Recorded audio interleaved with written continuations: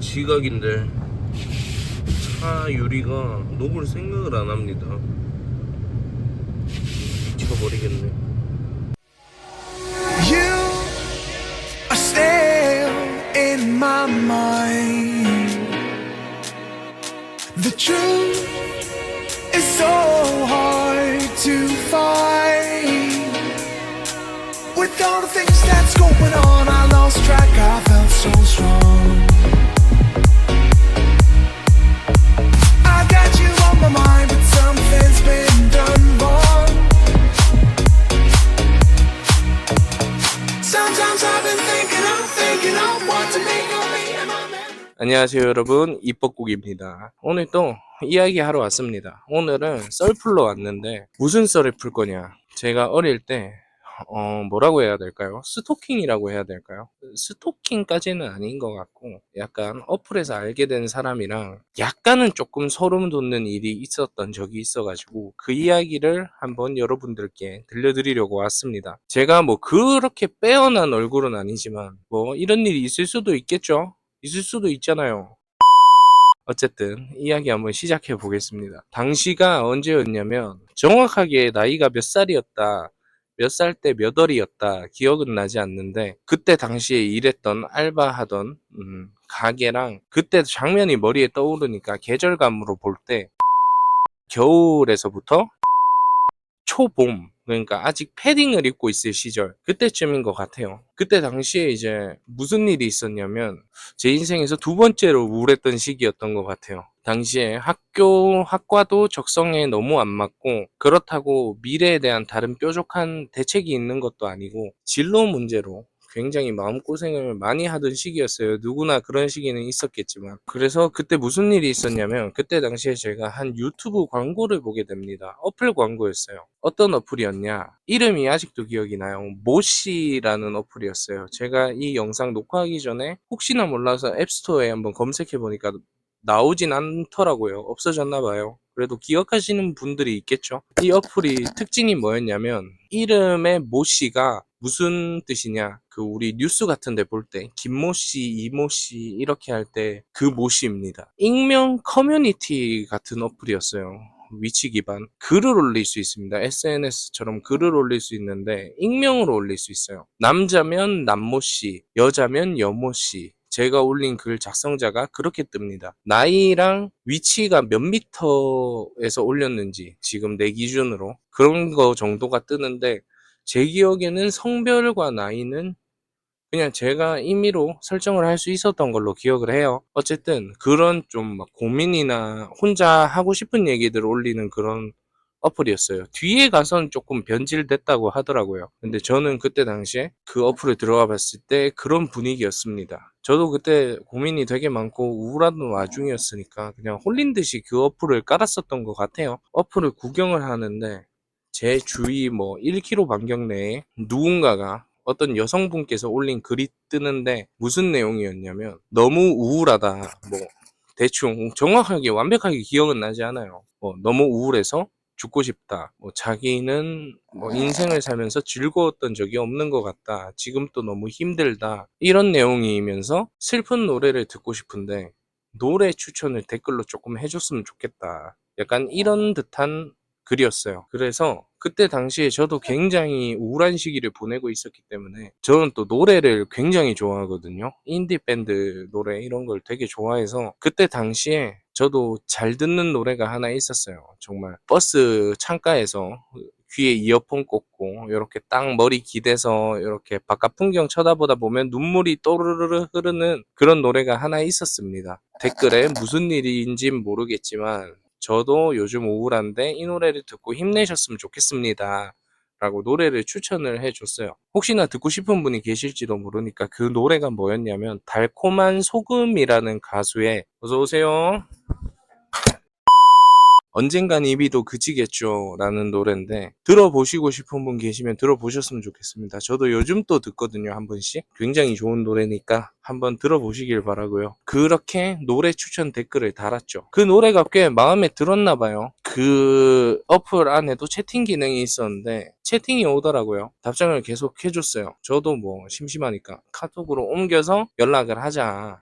그때도 알겠다고 했어요. 그래서 연락을 며칠을 주고받는데 솔직히 얘기하면 약간 연락하기가 싫었습니다. 왜냐면 처음에는 그냥 좋은 마음으로 그렇게 연락을 주고받았는데 일단은 저도 되게 우울하고 힘든 상황에 놓여져 있는데 약간 너무 어두운 얘기를 계속 한다고 해야 되나? 이제 속사정까지 얘기를 하는데 사연이 좀 있으신 분인 것 같더라고요. 지방에 사시는 분이었는데, 그러니까 대구도 지방이지만 이제 주위에 다른 지역에 사시는 분이었는데 어릴 때 뭐 학교에서 따돌림을 당해서 자퇴를 하고 검정고시 학원에 다니기 위해서 대구에서 혼자 자취를 하고 있고 이런 얘기를 나누는데 좀 많이 우울한 얘기들을 했어요. 그래서 연락을 하기 싫었던 것도 있고 그리고 정말 문제는 제가 그때 당시에 좀 롤이라는 게임을 할 때였는데 한 판 하는데 시간이 그래도 한 30분 이상 걸리잖아요. 게임 한 판을 하고 핸드폰을 보면 카톡이 계속 와 있는 겁니다. 왜 답장 안 해?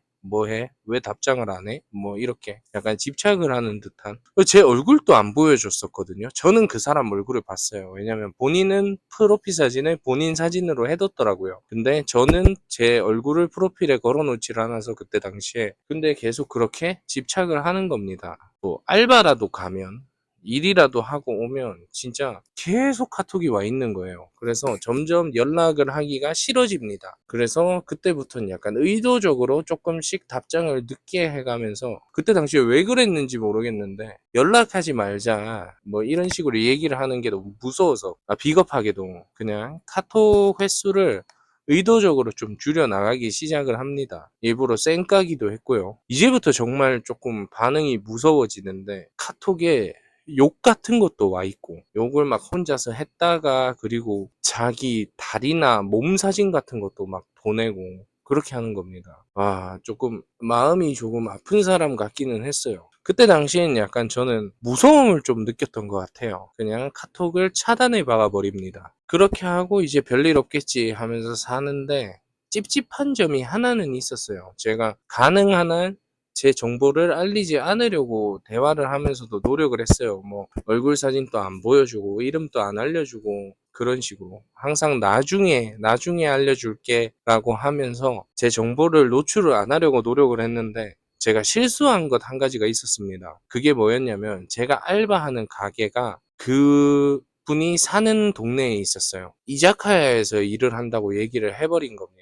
근데 저는 그게 문제가 될 줄 몰랐어요. 제가 노출이 될 줄 몰랐어요. 왜냐면 제가 원래 살던 동네에 있던 가게였는데 가게가 그쪽으로 이전을 하게 됐어요. 그 동네로. 근데 이제 사장님 입장에서는 그렇잖아요. 새로운 곳에 가게를 하러 가는 건데 아르바이트생 한 명이라도 조금 일에 익숙한 친구와 같이 따라와주면 사장님 입장에서 일이 되게 편해지잖아요. 그래서 저한테 부탁을 해서 시급을 조금 더 올려줄 테니까 몇 달만이라도 좀 같이 와서 일해줄 수 있겠냐. 그래서 제가 알겠다고 한 상황이었어요. 그렇게 또 먼 동네는 아니기도 했고 걸어가면 한 1시간 정도는 걸리는데 버스 타고는 뭐 한 15분, 20분 정도면 가니까 그 정도 거리라서 시급도 더 준다고 하시기도 하고 해서 제가 그쪽 동네에 아르바이트를 다녔는데 제가 그 동네를 잘 몰랐어요. 저희 가게가 이사했던 곳이 그 동네의 유흥거리였거든요. 술집이 되게 많은 곳이었어요.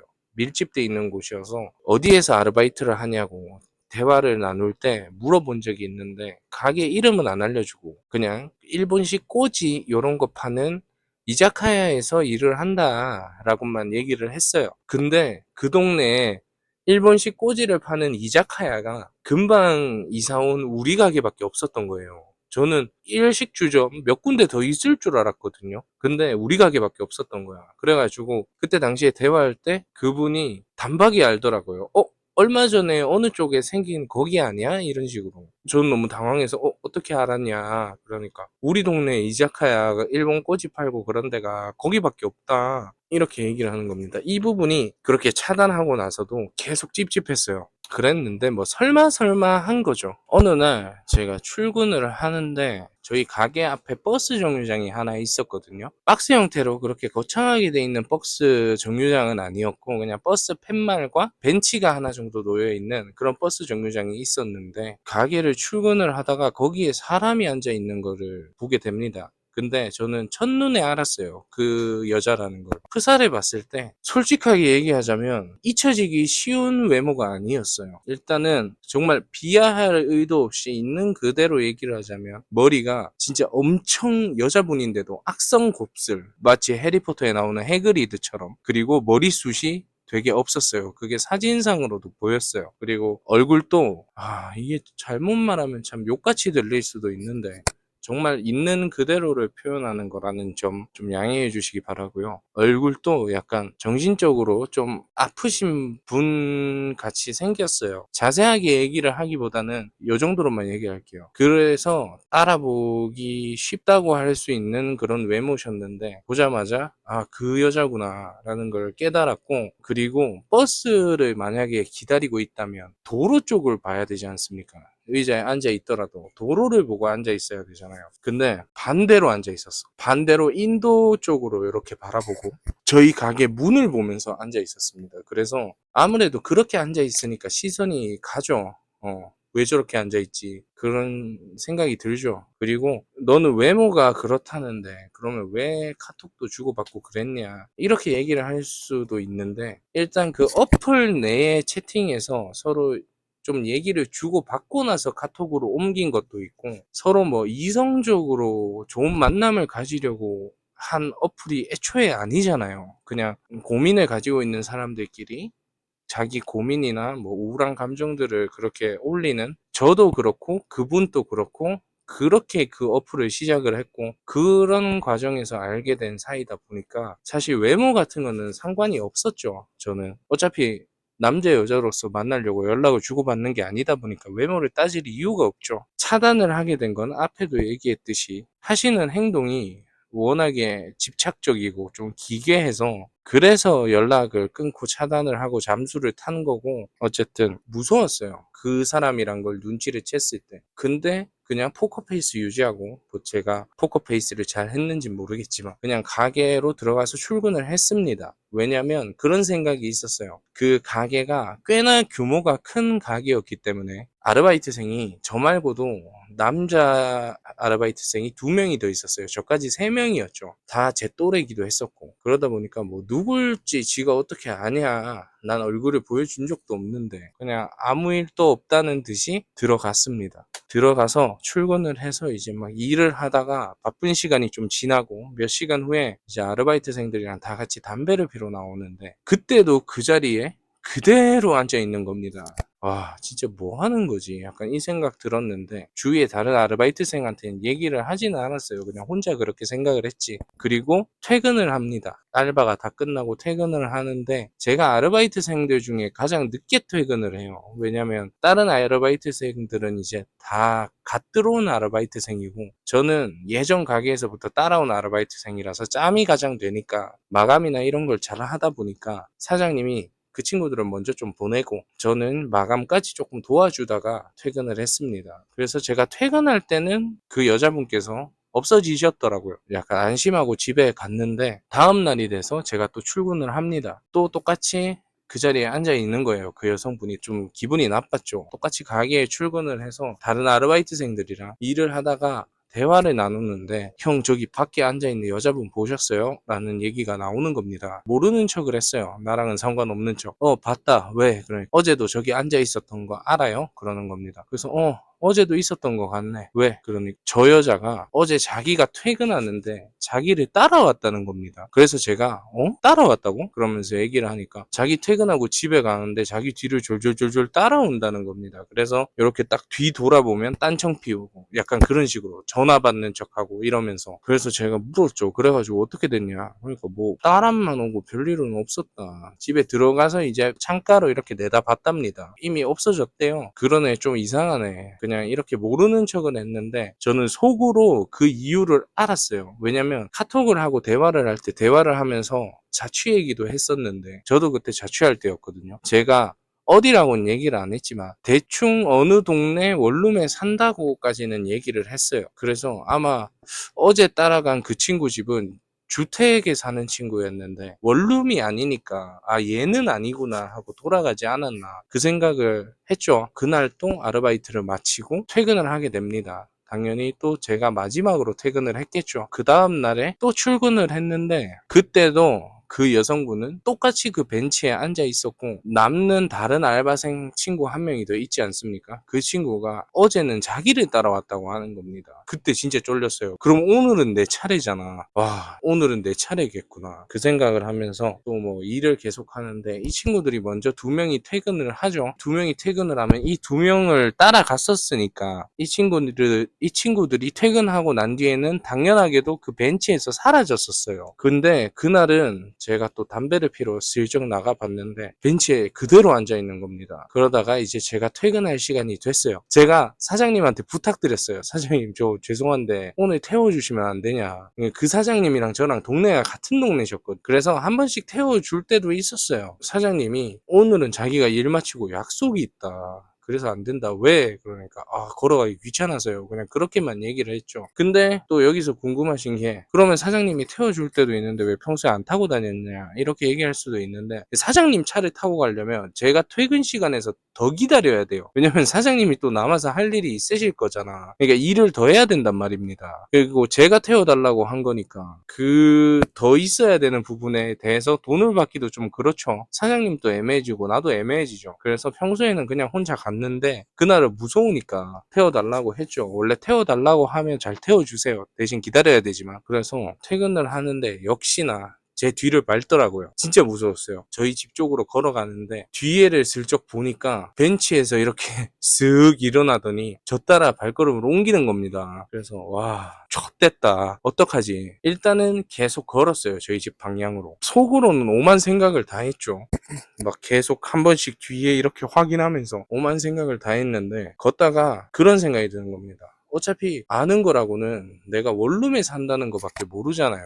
이분은 아무 아파트나 들어가자. 우리 동네까지도 가지 말자. 왜냐면 우리 동네에 사는 아르바이트생이 나밖에 없었는데 우리 동네 다가 제가 아파트에 들어가도 머리를 쓴다고 생각을 하게 될 것 같은 거예요. 얘인데 머리를 쓰는구나. 아르바이트 하는 동네랑 저희 동네랑 사이에 몇 동네가 있는데 그냥 보이는 아무 아파트나 들어갔어요. 엘리베이터를 타고 아무 층에나 내려서 이렇게 창문으로 봤죠. 그러니까 우두커니 서서 멍을 때리고 있긴 하더라고요. 뒤돌아가기는 하더라고요. 그래가지고 갔구나. 근데 내려갔다가 만날 것 같은 거야. 그래서 그 아파트 비상계단에서 한 1시간 정도는 있었으려나? 핸드폰 하면서 약간 무서워하다가 눈치 보고 몰래 나가가지고 도망쳤던 그런 기억이 있습니다. 사실 뭐 결말로 치자면 별거 없었죠. 별일도 아닌데 제 나름대로는 약간 소름이 끼쳤던 그런 기억이었네요. 그래서 저는 이 다음부터 저 게임도 하고 여러 가지 합니다만 최대한 인터넷에서 약간 신뢰가 가는 사람이 아니면 제 정보를 노출하지 않으려는 그런 생각이 지금도 조금 있습니다. 물론 당연한 거겠지만요. 그리고 그때 당시에도 약간 이 일이 좀 지나가고 이 일을 우스갯소리로 친구들이나 누구한테 이야기를 할 수 있을 때 항상 했던 말인데 솔직히 좀 기분 나빠요. 왜 제가 마지막이죠? 저는 그 아르바이트생 친구들 사이에서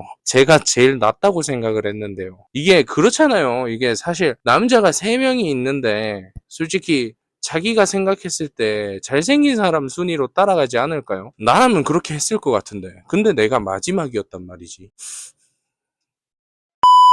기분 나쁩니다. 오늘 이야기는 여기까지 하면 될 것 같고요. 좀 오랜만에 영상 올리게 될 것 같은데 최대한 또 노력을 해서 다음 영상은 좀 빨리 올릴 수 있도록 노력을 하겠습니다. 그리고 고민 상담 한번 해보니까 재밌더라고요. 혹시나 영상 보시는 분들 중에서 뭐 어디다 말 못할 고민이나 그런 게 있으시다면 편하게 인스타 DM으로 제 채널 정보랑 보면 제 인스타 아이디 적혀 있거든요. 인스타 DM으로 고민 사연 보내주시면 제가 성심성의껏 영상 만들어 보겠습니다. 이 앞에 영상이 고민 상담 영상이었으니까요. 그거 한번 참고하시고 고민이 있으시면 꼭 보내주시면 좋겠어요. 그리고 구독과 좋아요도 한 번씩만 부탁드립니다. 감사합니다. 빠이! You are still in my mind. The truth